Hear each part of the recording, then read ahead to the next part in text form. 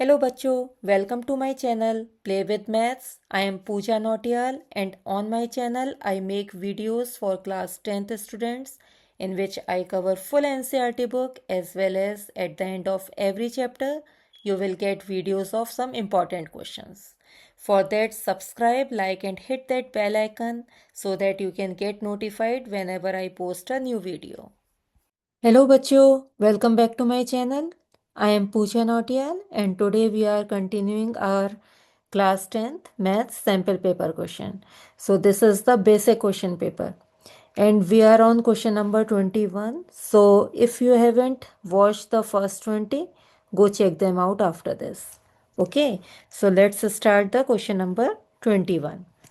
So in question number 21, it is given that show that the numbers 2 into 5 into 7 into 11 plus 11 plus 11 into 13 is a composite number. ठीक है, तो composite number देखिए होता क्या है। Composite number एक ऐसा नंबर होता है जैसे कि मान लीजिए अगर आप 2 ले लीजिए, ये इसके फैक्टर्स कितने हैं? सिर्फ जो नंबर है और एक नंबर 1, ये दो फैक्टर्स हैं। 3, इसके भी दो फैक्टर्स हैं, एक तो नंबर इटसेल्फ और एक 1। अगर आप 4 को लें तो इसके कितने फैक्टर्स हैं? देखिए 2, 2 एंड 1। ठीक है, तो कंपोजिट नंबर क्या होता है? Which is the product of two factors other than 1। 1 के अलावा दो और नंबर्स का फैक्टर्स होना चाहिए, वो कंपोजिट नंबर होता है। ठीक है, एक और एग्जाम्पल लेते हैं। मान लीजिए 6 है, 6 के कितने फैक्टर्स हैं? देखिए 2, 3 एंड 1। तो 1 के अलावा दो और फैक्टर्स, तो हमारा जो 6 है वो क्या हो गया? एक कंपोजिट नंबर हो गया। तो जब भी आपको कोई भी नंबर दिया जाए और पूछा जाए कि क्या ये कंपोजिट नंबर है, आप शो करिए कंपोजिट नंबर है, तो आप शो कर दीजिए कि ये जो नंबर है वो दो नंबर्स का प्रोडक्ट है अदर देन 1। ठीक है, चलिए करते हैं। अब जैसे इस नंबर में कुछ कॉमन चीज़ है जैसे कि 11, आप पहले सबसे पहले क्या करिए, 11 को आप कॉमन ले लीजिए। तो आपने 11 कॉमन ले लिया दोनों नंबर्स में से, तो बचा क्या? 2 इंटू 5 इंटू 7 प्लस 13।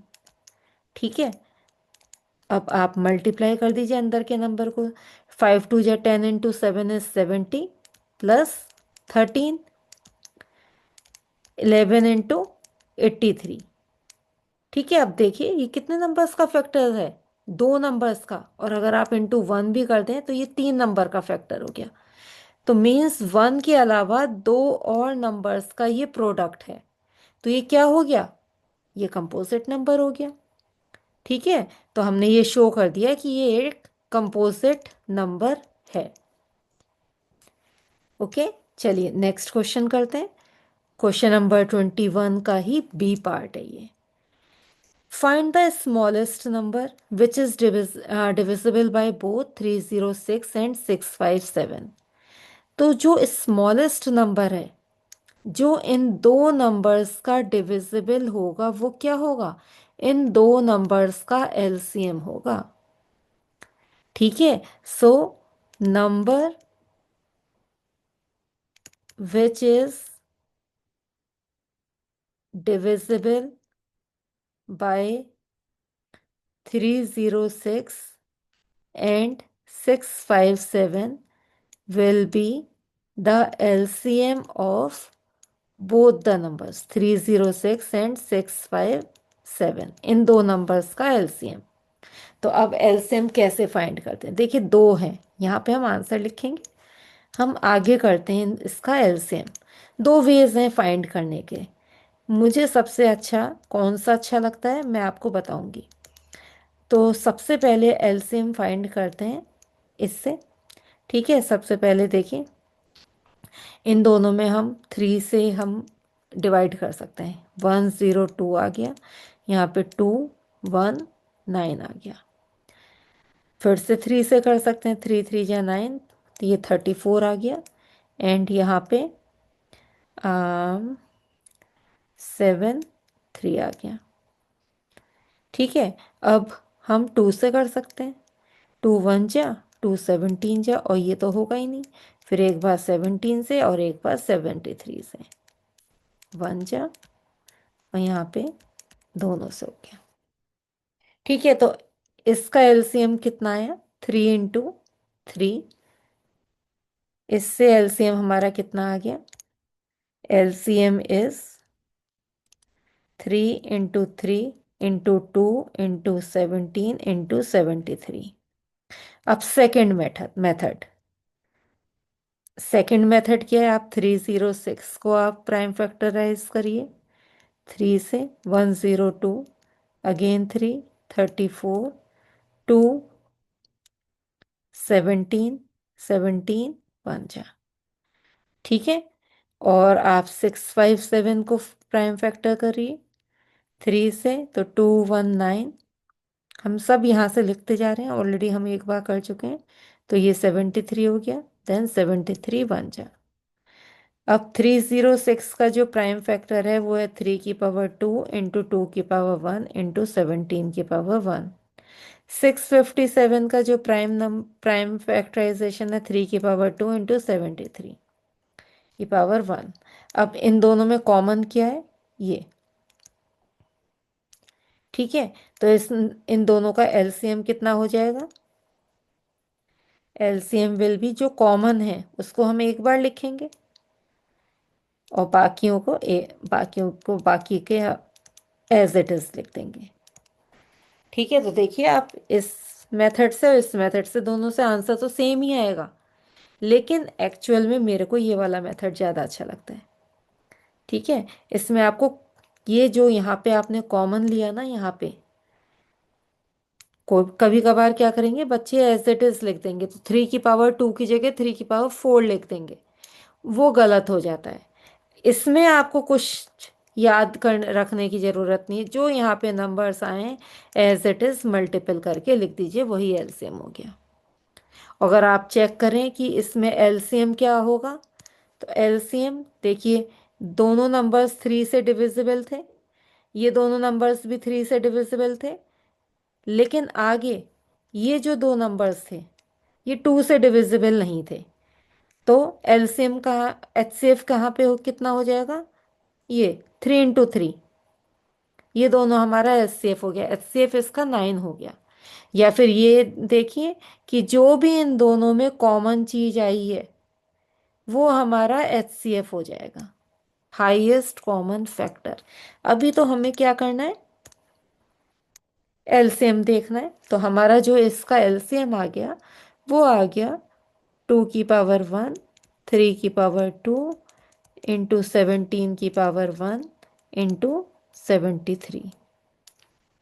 जब आप इन सबको मल्टीप्लाई करेंगे, देखिए मल्टीप्लाई तो आपको आता है, मैं डायरेक्ट लिख रही हूँ आंसर। ठीक है, तो 22338, this is the answer. Okay, चलिए नेक्स्ट क्वेश्चन करते हैं। Question number 22, find the radius of the circle with centre at origin if line L given by this equation is tangent to the circle at point P। देखिए जो line L है, ये line L है, इसकी आपको equation दी हुई है x+y = 5। तो अगर इक्वेशन दी है, इस लाइन पे जो भी पॉइंट होगा, जो भी पॉइंट, अभी आपको P पॉइंट दिया हुआ है, तो P पॉइंट के जो कोऑर्डिनेट्स हैं उसको हम x और y में रख सकते हैं।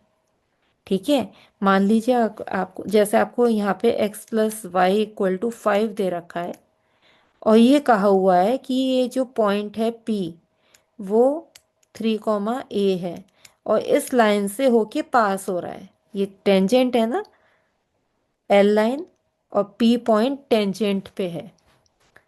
ठीक है, तो इसके जो कोऑर्डिनेट्स होंगे P पॉइंट के, वो इस लाइन को सेटिस्फाई करेंगे। मतलब इस लाइन पे हम, इस लाइन के x और y की जगह हम 3 और a लिख सकते हैं, इसका मतलब ये है। तो a की वैल्यू यहाँ से हमारे पास 5 - 3 दैट इज 2 आ जाती है। तो हमारा जो p का कोऑर्डिनेट है, पी पॉइंट है उसके जो कोऑर्डिनेट्स हैं वो 3, 2 हो जाते हैं। अब रेडियस फाइंड करना बहुत ईजी है। मान लीजिए आर रेडियस है और आप डिस्टेंस फॉर्मूले से आप इसको फाइंड कर सकते हैं। ठीक है, तो हमारा आर कितना हो गया? पहले तो डिस्टेंस फॉर्मूला क्या क्या होगा,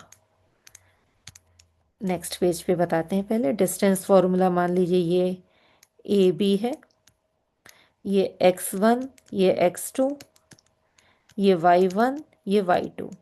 तो ए बी का जो डिस्टेंस जो है, डिस्टेंस फॉर्मूला क्या होता है? x2 माइनस y2 का whole square plus x1 minus y1 का होल स्क्वायर। और आप इसको ऐसे भी लिख सकते हैं, y2 माइनस x2 का whole square plus y1 minus x1 का होल स्क्वायर। कैसे भी लिख सकते हैं, आंसर सेम आएगा। क्यों सेम आएगा? क्योंकि बाहर यहाँ पे स्क्वायर है। अगर मान लीजिए फर्स्ट केस में आपका जो पॉइंट्स है वो 1, 2 और यहाँ पे 2, 3 है। आपने इसका आंसर निकाला, यहाँ पे आपने x1 है, ये x2 है, y1, y2। तो 2 - 1 का होल स्क्वायर प्लस 3 - 2 का होल स्क्वायर। यहाँ पे कितना आ गया?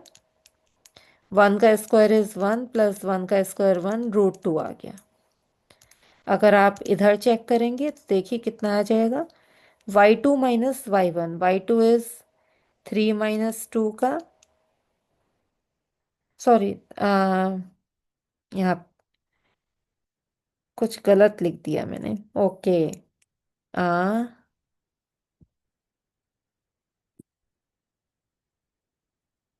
तो मैंने फॉर्मूला ही गलत लिख दिया और यहाँ पे वैल्यूज सही लगाई हैं, है ना? कोई नहीं, नीचे भी सही कर लेते हैं।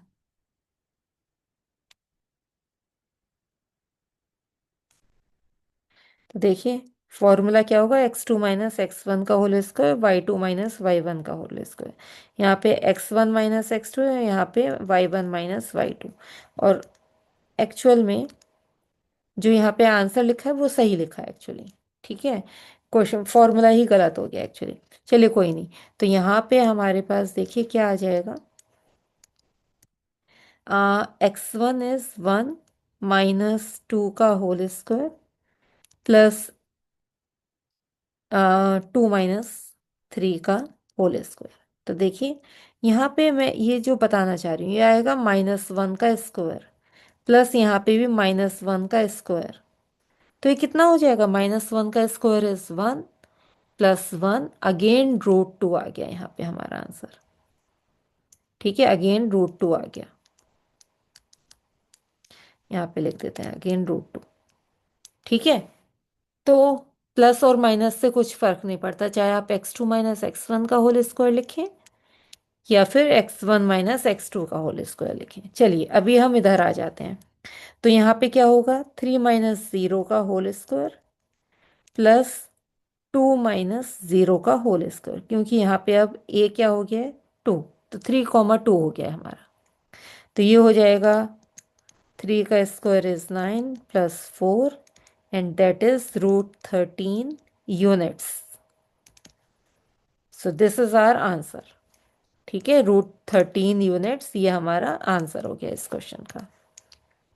चलिए नेक्स्ट क्वेश्चन करते हैं, question number 23। If the zeros of the quadratic polynomial, आपको क्वाड्रेटिक पॉलिनोमियल ये दे रखा है, are 2 and -3, then find the values of A and B. सबसे पहले ये देखते हैं जीरोस होते क्या हैं। देखिए अगर हमारे पास general equation ax² plus bx plus c equal to 0 होता है, तो जो लेट अल्फा एंड बीटा हमारे जीरोस हैं, ये हमारे क्या हैं, जीरोस। तो सम ऑफ जीरोस कितना होता है, -b/a and product of zeros कितना होता है, c/a। ठीक है, इस इक्वेशन के हिसाब से, इस इक्वेशन से। तो क्योंकि आपको यहाँ पे जीरोस दे रखे हैं, let alpha be 2 and beta भी -3। तो सम ऑफ ज़ीरोज़ कितने हो गए? Alpha plus beta, that is 2 minus 3, that is -1। And product of zeros कितना हो गया? Alpha into beta, that is 2 into -3, ये हो गया -6। ठीक है। अब इस इक्वेशन के हिसाब से जो हमारा सम ऑफ ज़ीरोज़ है वो कितना हो जाएगा? -b/a। यहाँ पे माइनस b क्या है? a+1, और a क्या है? 1, है ना। इस इक्वेशन में अगर इसको आप कंपेयर करते हैं इस इक्वेशन से, तो a क्या है? a इज़ 1, b क्या है? a+1, c क्या है? b। ठीक है। तो हमारा सम कितना हो गया? -a+1। और एक्चुअल में हमारा सम कितना है? -1। तो ये दोनों इक्वेशन को हम इक्वल रख देते हैं, तो हमारी a की वैल्यू आ जाएगी।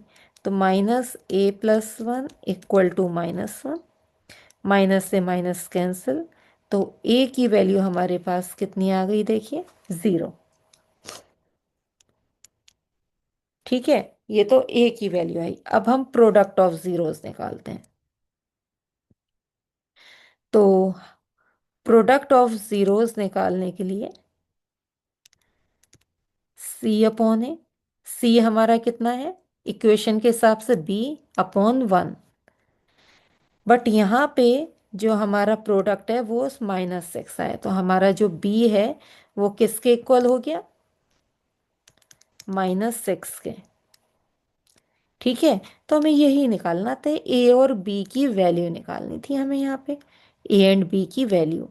तो हमारी a की वैल्यू आ गई 0 एंड b की वैल्यू आ गई -6। तो ये हमारे आंसर्स हो गए। ठीक है। Next question, question number 24th। Find the nature of roots of the quadratic equation x² + 4x - 3√2। तो अब नेचर ऑफ रूट्स कैसे फाइंड करते हैं? डिस्क्रिमिनेंट से। डिस्क्रिमिनेंट को हम कैपिटल D से डिनोट करते हैं। इसकी वैल्यू होती है b² - 4ac। अगर इक्वेशन हमारी ax² plus bx plus c है इक्वल टू 0, जो हमारी स्टैंडर्ड इक्वेशन होती है, तो डिस्क्रिमिनेंट क्या होता है? b² - 4ac। ठीक है।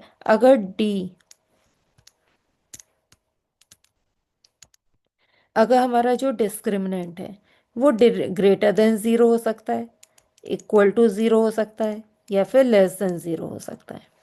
अगर ग्रेटर देन 0 होगा तो इट मीन्स जो हमारे रूट्स हैं,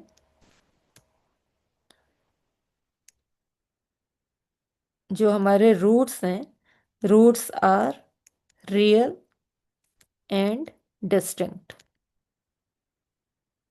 ठीक है, दो अलग अलग रियल रूट्स मिलेंगे। अगर d इक्वल टू 0 है तो दोनों जो रूट्स हैं वो रियल तो होंगे लेकिन इक्वल होंगे, roots are equal and real. d equal to अगर 0 हो जाता है तो जो हमारे रूट्स आएंगे, रूट्स आर नॉट रियल।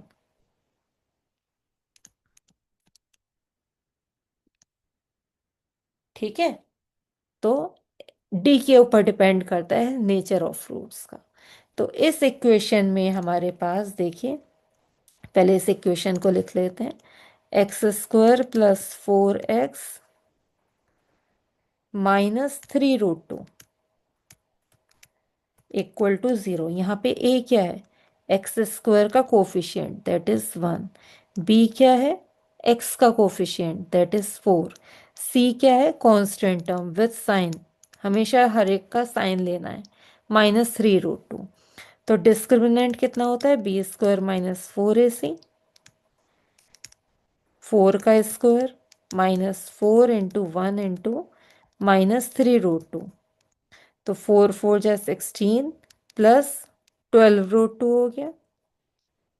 ठीक है। अब क्योंकि पॉजिटिव है तो ये ग्रेटर देन 0 है, देयरफॉर क्योंकि पॉजिटिव डिस्क्रिमिनेंट आया है तो रूट्स आर, अब इसकी वैल्यू को हम ऐड करके मल्टीप्लाई करके फाइंड नहीं करते रहेंगे, बस हमें ये पता होना चाहिए ग्रेटर देन ज़ीरो आ गया है।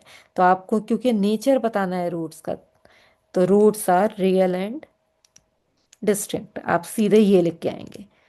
आप इसकी वैल्यू फाइंड नहीं करते रह जाएंगे कि रूट टू 1.414 लिख दें, इंटू 12 करें, प्लस 16 ऐड करें, फिर आंसर निकालें, फिर कहें कि ग्रेटर देन ज़ीरो है, पॉजिटिव है। नहीं, सिर्फ यहाँ पे आप छोड़ सकते हैं, क्योंकि हमारा मेन एम है रूट्स का बताना कि रूट्स क्या है, रियल एंड डिस्टिंक्ट हैं, इक्वल हैं या अनरियल हैं, कैसे हैं। ठीक है, चलिए नेक्स्ट क्वेश्चन करते हैं। क्वेश्चन नंबर 25 का ए part.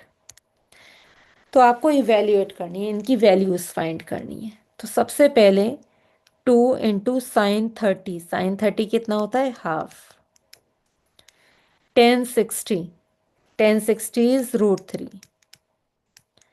Minus 3 × cos 60 is half का स्क्वायर, क्योंकि यहाँ पे स्क्वायर है, इंटू sec 30 इज 2/√3, यहाँ पे स्क्वायर है तो होल स्क्वायर। ये सब आपको याद करने की ज़रूरत नहीं है, इनकी वैल्यूज़। ठीक है, मैंने अपने चैनल पे इनको, इनकी वैल्यूज़ कैसे निकालनी है, पूरी टेबल कैसे आप बिना याद किए आप सबकी वैल्यूज़ एक विद इन 1 मिनट आप पूरी टेबल बना सकते हैं। तो आप चेक करिएगा मेरा चैनल, उस पर आपको वीडियो मिलेगी इसकी इंट्रोडक्शन की। ठीक है, ट्रिग्नोमेट्री के इंट्रोडक्शन की, आप उसमें जाके आप देख सकते हैं। अभी के लिए हम डायरेक्ट लिख रहे हैं इसकी वैल्यूज़। ठीक है, तो ये हो गया, 2 से 2 कैंसिल हो गया, यहाँ पे √3 आ गया, -3 इंटू 1/4 इंटू 4/3। तो ये भी क्या, सब कैंसिल हो गए, 1 आ गया यहाँ पे। तो यहाँ पे √3 - 1, सो this is the answer. Okay, चलिए इसका, ये ए पार्ट था, इसका बी पार्ट करते हैं। sin x equal to 7/25, where x is an acute angle, find the value of sin x cos x into tan x plus cot x। तो देखिए इसको हम पाइथागोरस थ्योरम से कर सकते हैं। अगर ये x है sin x, तो 7/25 क्या हो जाएगा, सम पीपल परपेंडिकुलर हेड, ये हो जाएगा। आप यहाँ पे बेस निकाल सकते हैं। ठीक है, फिर आप इन सब की वैल्यूज निकाल सकते हैं। साइन एक्स ऑलरेडी दिया हुआ है, कॉस एक्स की निकाल लीजिए, टेन एक्स की और कॉट एक्स की, और फिर इस इक्वेशन में रख दीजिए। लेकिन जब भी ऐसा क्वेश्चन आता है, सबसे पहले हम इसको क्या करते हैं, थोड़ा सा सिंप्लीफाई करेंगे। 10x को sine x upon cos x लिख सकते हैं, प्लस कॉट एक्स को cos x upon sine x. LCM लेंगे, sine x into cos x, यहाँ पे एलसीएम भी cos x into sine x आ जाएगा, और ऊपर कितना आ जाएगा, यहाँ पे हमें मल्टीप्लाई करना पड़ेगा साइन एक्स से और इधर कॉस एक्स से। तो ये आ गया हमारे पास sine square x plus cos square x. अब ये तो एक आइडेंटिटी होती है, sine x plus cos, sorry sine square x plus cos square x equal to 1। तो ये तो 1 हो गया, यहाँ पे कॉस एक्स से कॉस एक्स और साइन एक्स से साइन एक्स कट हो गया। तो मेजरली इसका आंसर ऑलरेडी हमारे पास आ गया है 1, दैट इज कांस्टेंट। ओके, सो हमारे पास इस पूरी इक्वेशन की वैल्यू कॉट 1 आ चुकी है। अगर कुछ बचता तो हम क्या यूज़ करते, पाइथागोरस थ्योरम से हम बेस निकालते, और इस ट्रिग्नोमेट्रिक जो वैल्यू आई बचेगी उसकी हम वैल्यू फाइंड कर सकते थे। लेकिन अभी यहाँ पे सिर्फ 1 बचा है, सब चीज़ कट हो गई, हमने आइडेंटिटी भी लगा दी, आंसर हमारा एक कांस्टेंट वैल्यू आ गया है। तो हमें इस सब की करने की ज़रूरत नहीं पड़ी। ठीक है, so that's all for today. If you solved it before I did, drop it in the comment. I wanna see my quick thinkers. Okay, and also don't forget to like, share, and subscribe my channel so you don't miss the next question in the series. So that's all for today. Thank you.